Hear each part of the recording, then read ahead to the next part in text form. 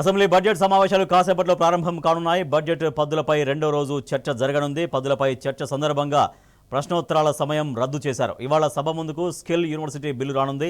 మంత్రి శ్రీధర్ బాబు బిల్లు ప్రవేశపెట్టనున్నారు. అటు ఇవాళ 9 శాఖలకు చెందిన పద్దులపై సభ చర్చించనుంది. మత్స్యశాఖ, sports and youth service, social welfare, tribal welfare, minority welfare పద్దులపై నేడు చర్చ జరగనుంది. ఇరిగేషన్ అండ్ సివిల్ సప్లై పద్దులపై శాసనసభలో చర్చ జరుగుతుంది.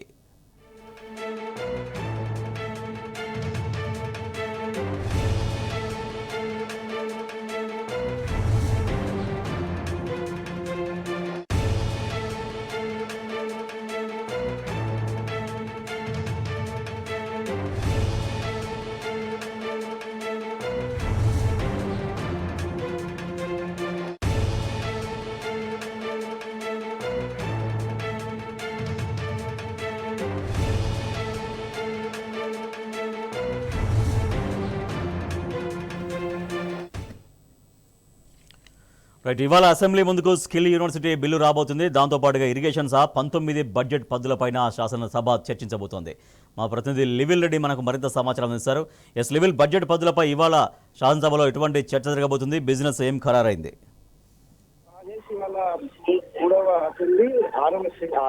సెషన్ 6వ రోజు వల్ల శాసన సమావేశాలు మరి కాసేపట్లో ప్రారంభించాలని ఏదైతే 9 పద్దుల పైన నిన్న సుదీర్ఘంగా చర్చలు జరిగాయి.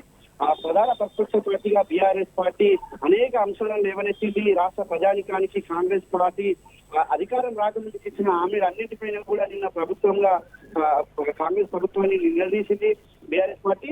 అంతేకాకుండా ఇవాళ కూడా అనేక అంశాలపైన కూడా మరోసారి పద్ధతిపైన చర్చ జరుగుతున్న నేపథ్యంలో బీఆర్ఎస్ పార్టీ ఇప్పటికే ప్రతి ఒక్కటి కూడా నెరవేర్చాలని చెప్పేసి కూడా బీఆర్ఎస్ పార్టీ డిమాండ్ చేస్తుంది. ఇవాళ ముఖ్యంగా ఏదైతే పంచాయతీరాజ్ కావచ్చు, ఇరిగేషన్ కావచ్చు, సివిల్ సప్లై శాఖలకు సంబంధించి ప్రత్యేకంగా చర్చ జరగనుంది. వీటన్నిటిపైన కూడా ఇప్పటికే బీఆర్ఎస్ పార్టీ ఏదైనా ఖరారు చేసింది. గతంలో ఏదైతే చెప్పిన అంశాలు ఉన్నాయో, వారు ఇచ్చిన హామీలు ఉన్నాయో, వాటన్నింటినీ కూడా ఇవాళ అమలు చేయాలని చెప్పేసి కూడా పట్టుబడుతుంది ప్రధాన ప్రతిపక్ష పార్టీగా బీఆర్ఎస్ పార్టీ. ఇప్పటికే ఇటు శాసనసభలో అనేక అంశాలను ప్రస్తావిస్తూ ప్రజలకు ఇచ్చిన హామీలను నెరవేర్చేందుకు కూడా ప్రభుత్వంపై డిమాండ్ చేస్తుంది, ఒత్తిడి తీసుకొస్తుంది.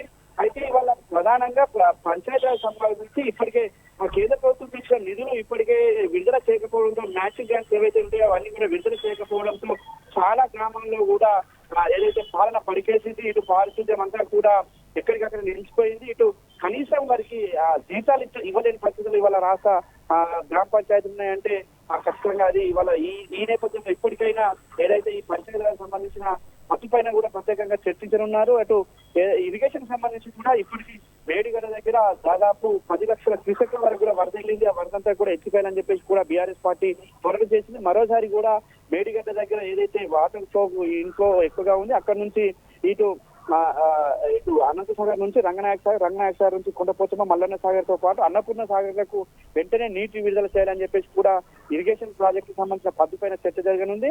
ఇటు ఏదైతే సివిల్ సప్లైకి సంబంధించి ప్రధానంగా సివిల్ సప్లైకి సంబంధించి కూడా గతంలో ఏదైతే టెండర్ల విషయంలో గోల్మాల్ జరిగింది, టెండర్ల విషయంలో గోల్మాల్ తో పాటు అనేక ఇబ్బందులు సివిల్ సప్లై శాఖకు ఉన్నాయి. అందులో టెండర్లలో చాలా వరకు కూడా అవినీతి జరిగింది. వాటన్నిటిని కూడా బీఆర్ఎస్ పార్టీ గతంలో ఎత్తి చూపింది. సివిల్ సప్లై శాఖకు సంబంధించిన పద్దు పైన కూడా మాజీ మంత్రి గంగుల కమలాకర్ చర్చించనున్నారు. ఇటు రైతు రుణమాఫీ, రైతు సంక్షేమం సంబంధించి ఎమ్మెల్యే పల్లరాజేశ్వర రెడ్డి కూడా ప్రత్యేకంగా సమావేశం చర్చించారు. ఆ పద్ధతికి సంబంధించి కూడా అయితే రుణమాఫీకి సంబంధించి కూడా ఇవాళ ఏదైతే 1,00,000 లోపు రుణాలు ఇస్తామని చెప్పారు, కానీ ఇవాళ 1,00,000 లోపు ఉన్న చాలా మందికి అర్హులైన వారికి కూడా రుణాలు అందకపోవడంతో చాలా ఇబ్బందులు పడుతున్నారు. రుణాలు ఇక మాకు మాఫీ అయితే కావని ఆవేదనలో ఉన్నారు. రైతులంతా కూడా ఆందోళన చెందుతున్న పరిస్థితి. ఈ నేపథ్యంలో ఇవాళ కూడా శాసనసభ సమావేశాలు వారి వేడిగా జరగనున్నాయి. బీఆర్ఎస్ పార్టీ అన్నిటికీ థ్యాంక్ యూ. ఒక అసెంబ్లీ స్టార్ట్ అయింది. అసెంబ్లీ సమావేశాలు లైవ్ లో చూద్దాం.